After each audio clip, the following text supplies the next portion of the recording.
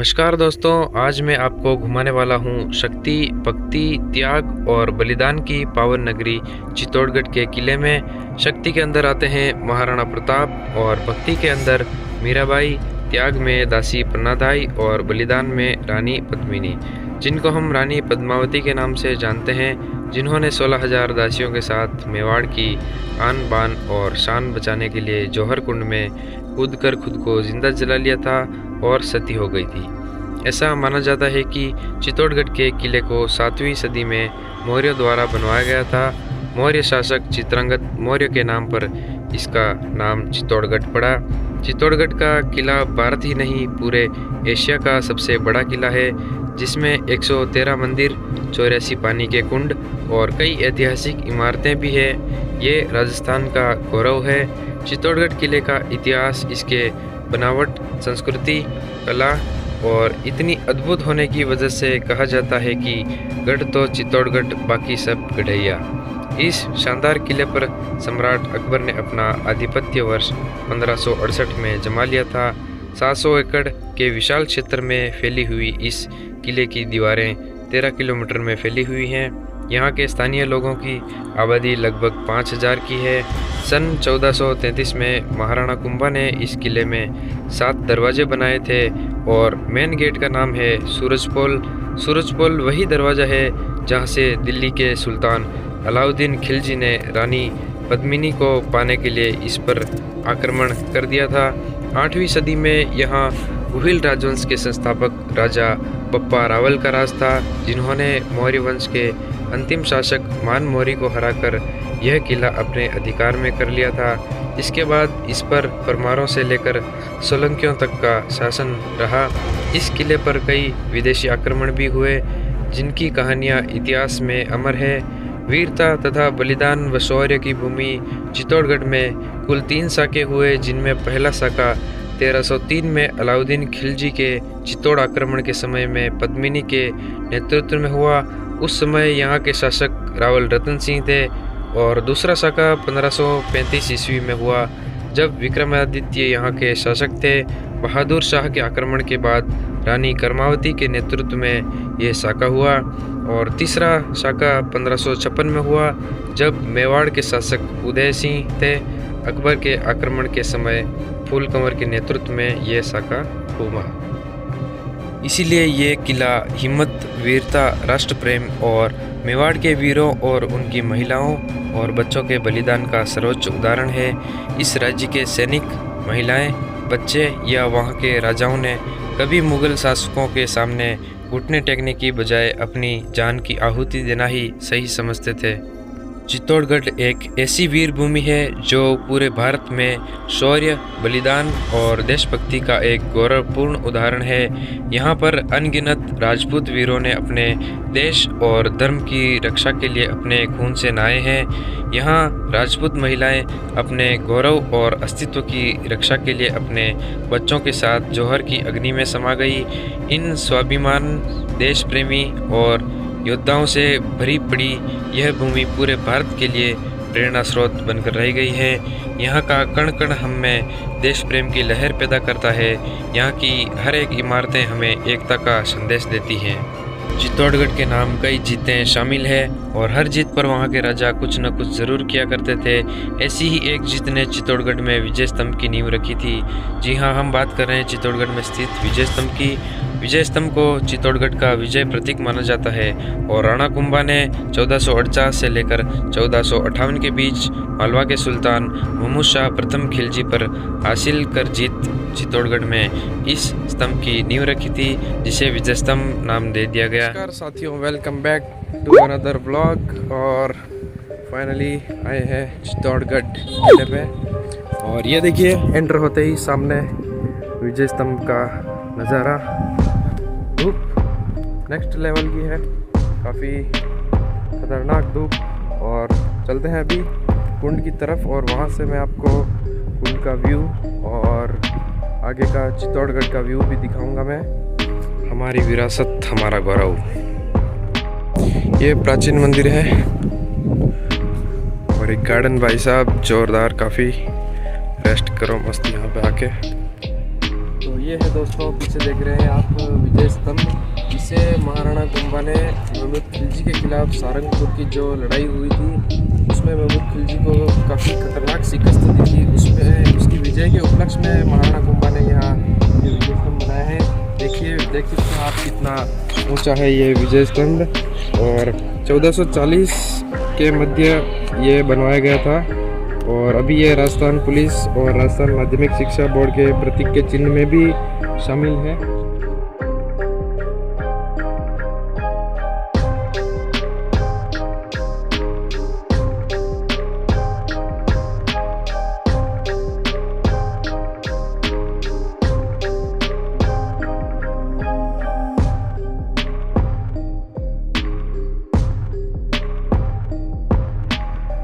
तो ये देखिए बड़ा सा पानी का कुंड, और सामने आप देख रहे हैं पूरी चित्तौड़गढ़ सिटी। देखिए ऐसा व्यू कुछ।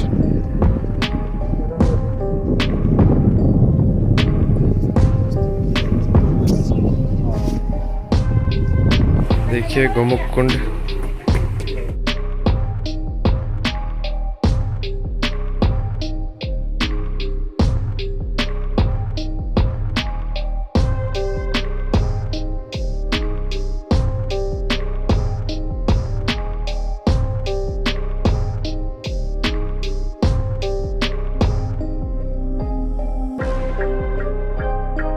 ये है दोस्तों रानी पद्मिनी का महल। पीछे आप देख सकते हैं ये रानी पद्मिनी का महल है। और तो इसी पानी के तालाब में अलाउद्दीन खिलजी ने रानी पद्मिनी का प्रतिबिंब देखा था और उस पर मंत्रमुग्ध मोहित हो गया था। इसीलिए अलाउद्दीन खिलजी ने चित्तौड़गढ़ पर आक्रमण किया था। रावल रतन सिंह को अलाउद्दीन खिलजी ने बंदी बना लिया था। तो ये देखिए दोस्तों, आप पीछे देख सकते हैं चित्तौड़गढ़ का म्यूजियम, जहाँ महाराणा प्रताप और मेवाड़ी शासक वीर शासकों के सारे अस्त्र शस्त्र अंदर सुरक्षित रखे हुए हैं। तो देखिए देखते हैं अंदर जाकर। और ये देखिए म्यूजियम चित्तौड़गढ़ संग्रहालय, और यहाँ से टिकट मिलती है। तो टिकट भी काफ़ी सस्ती रेट की है, सिर्फ 20 रुपये पर पर्सन टिकट है यहाँ की। तो अंदर चलते हैं और देखते हैं महाराणा प्रताप के सारे सभी। देखिए ये है अंदर म्यूजियम, और फतेह प्रकाश आप नाम देख सकते हैं। और अंदर है म्यूजियम के अंदर का नज़ारा। बट पहले हम ये देख लेते हैं इतिहास। पूरा इतिहास दिखाऊंगा मैं आपको, आप वीडियो पॉज करके पढ़ लीजिएगा। काल भोज, बप्पा रावल, कुमार सिंह वगैरह सारा इतिहास है।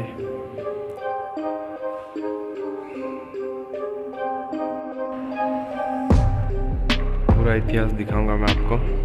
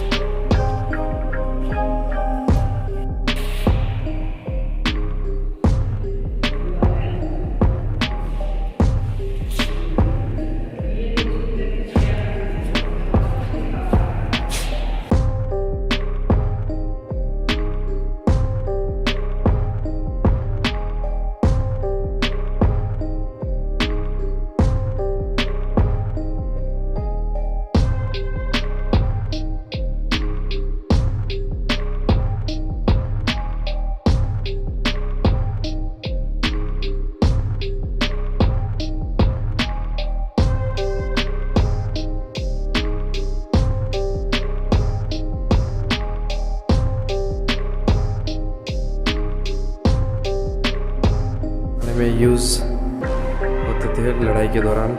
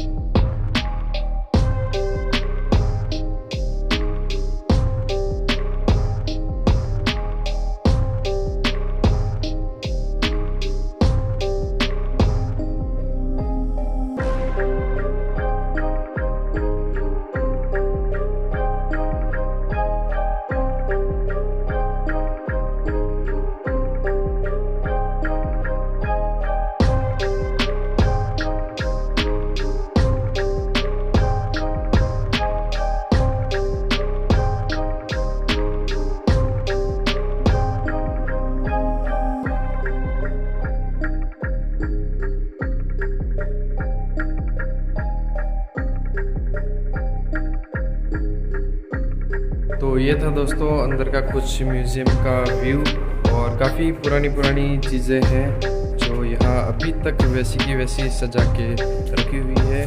जो हमारे मेवाड़ी योद्धा युद्ध में सारी तलवार वगैरह जो भी उनका शस्त्र है वो सब यहाँ ऐसे का ऐसा अभी तक संभाल के रखा हुआ है, काफ़ी अच्छा। और ये देखिए पूरा म्यूज़ियम अंदर है, वहाँ से एंटर होने का गेट है। तो ठीक है दोस्तों, आपने देखा अंदर पूरा म्यूज़ियम और सारी जानकारी, काफ़ी अच्छा है म्यूज़ियम बनाया हुआ है और सारी की सारी चीज़ें अभी वैसी की वैसी है।